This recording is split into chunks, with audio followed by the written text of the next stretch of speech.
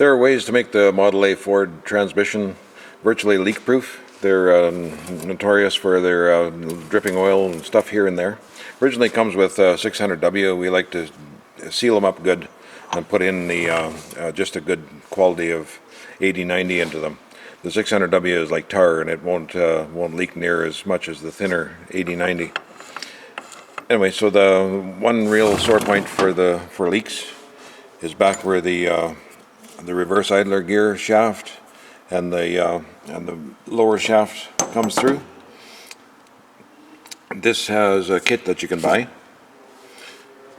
shown in the catalog here. I'll see if I can get a shot of that. And anyway, so this stops the oil leakage past these shafts at the back here. In order to mount this is what it looks like. It's machined for the ends of the shafts where they come through. This is the original lock for the shafts. It fits into this groove, and there's a mating part on the other one. So anyway, with this different style here, now you've got a thinner unit to go on to hold the shafts in place.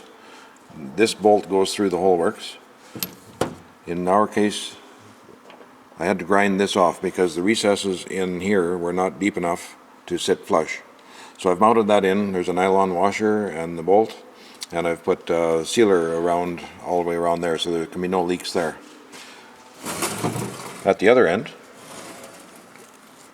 so the gasket that goes in around here, I've not only put a little bit of flexible sealer in, I have put that on the bolt threads too, so that there's nothing can come past that area.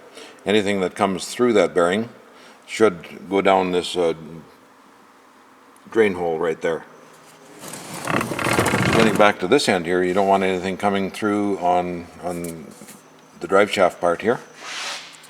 In this case, we've got a bearing that's open-faced on one side. Not sure if you can see that. And then there's an oil slinger. It's possible for the gear oil to get down the splines here and out into the yoke and cause you grief. So the bearing has a shield on the one side that should prevent any leakage there.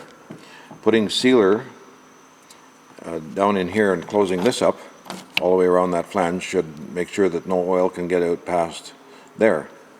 And then when it comes to putting the bolt in, the mounting bolt to hold that to the end of the shaft, put sealer here and also in on this side here. Seal that up good and just let it harden.